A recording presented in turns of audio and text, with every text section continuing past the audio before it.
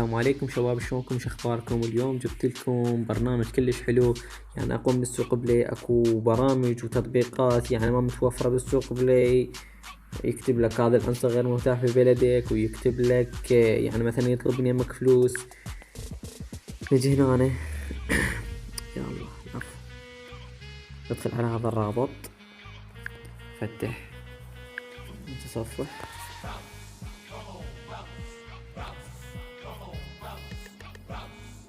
عندنا هاي كلاش رويال او اي يعني اي شي تدخل عليه. ندخل هنا نطي داونلود ابل، راح يطلب مني يمك برنامج تنزله، نطي تنزيل. ماشي، نجي ندخل هنا تنزيلات، هذا حب فوري، نطي تثبيت. العفو،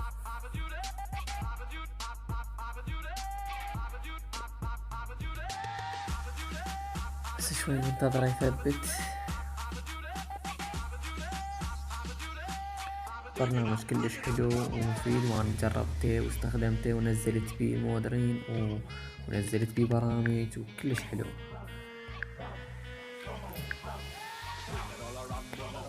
نجي ندخل هنا على البرنامج.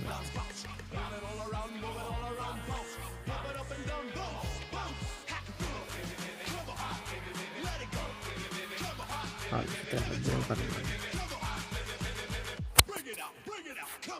ان شاء الله راح يفيدكم البرنامج وتستفادوا منه.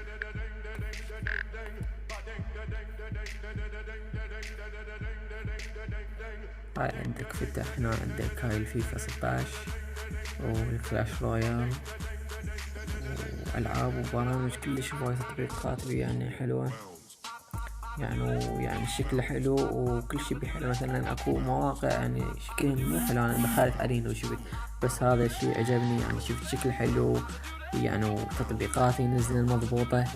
ندخل هنا على الكلاش رويال وندخل على هاي، ماكو فرق.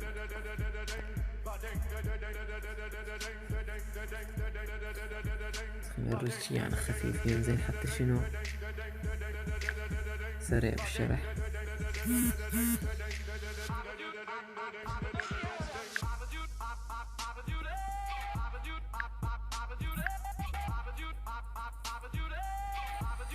ما شاء الله، يعني قلت لكم هاي التطبيقات، هاي الأقسام، هاي التحديثات. هاي مثلا إذا عندك تطبيقات يطلب من يمك تحديث، هاي الأقسام. تطبيقات مثلا التطبيقات شو تحب تفتح، مثلا عندك هنا عندك مثلا المثبتات الما مثبتات.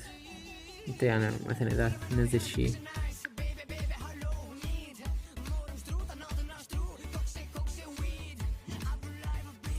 شوف قاعد ينزل 2%، بس هو شوف يعني النت عندك قد حباه يعني شي اكيد يتأخر، لين الغرفة يعني شوي بعيد عليها الانترنت، فلذلك يتأخر.